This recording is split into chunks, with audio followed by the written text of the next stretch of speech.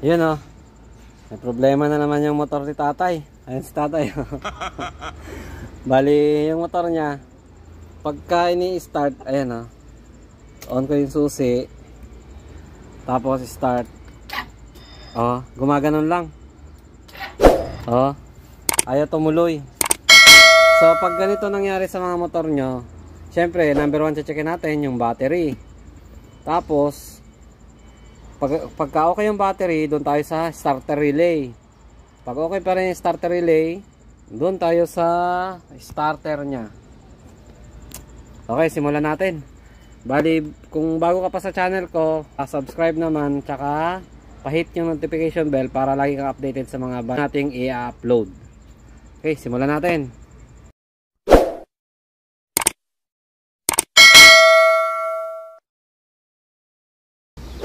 Yan.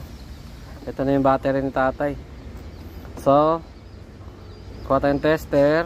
Test natin to kung ilan yung karga ng battery nya. Wow. Oh, 12.6. Mataas. Taas pala ng battery nya.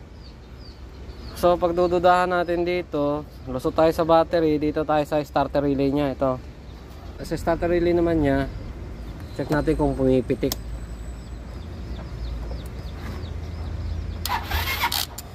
Ayun, pumipitik siya. May slide lang yung ano, starter. Slide naman yung ganyan. Checkin natin yung ano, kung may voltahe ba siya. Kung meron siya yun. Pindot ako tayo.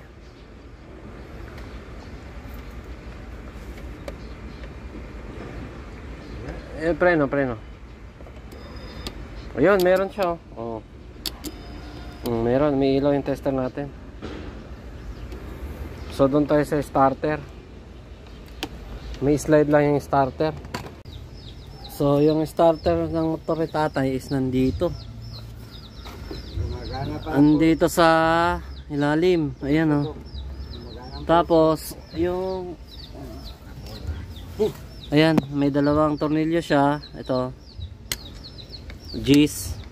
So ito lang yung starter nya. Ito tatanggalin natin. Bukasin natin.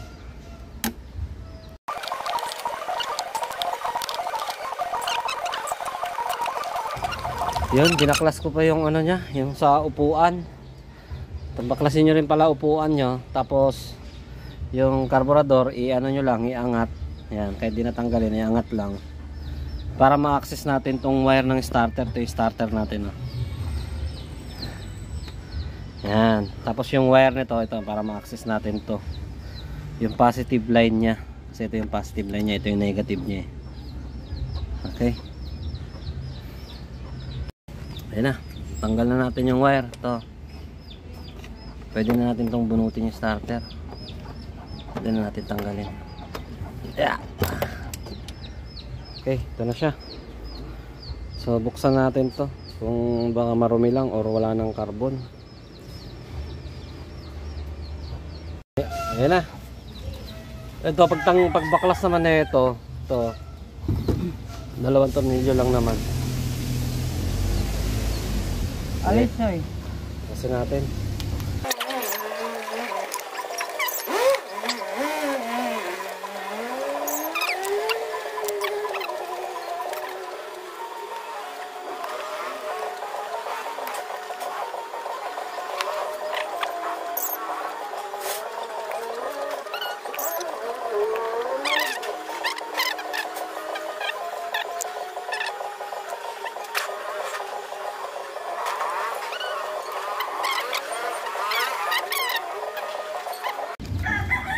Ito, lihain lang natin to. Ito, ibalik lang natin yung ano. Kasi itim-itim na eh. Oh. Kaya siguro hindi na kumukontak sa carbon brush nya. Yan, lihain na lang. Pahapyaw lang, hiliha lang. Huwag naman masyadong madiin. Para lang lumabas yung ano nya, yung kulay nya. Ayan, kulay tanso nya. Mawala yung itim-itim.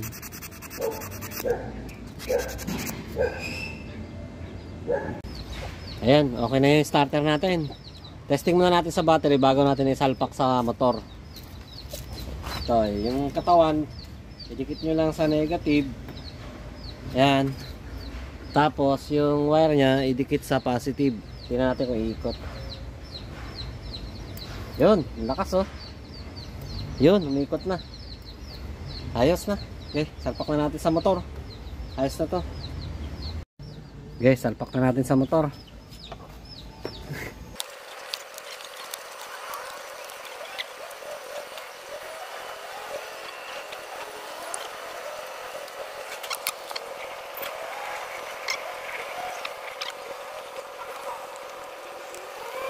A few moments later. Ayun na. Nakabit na natin yung starter. Tapos kinabit ko na rin yung sa air cleaner nya. Ayan na siya. Ayan, nakakabit na siya. Tapos testing na natin kung andar na ba.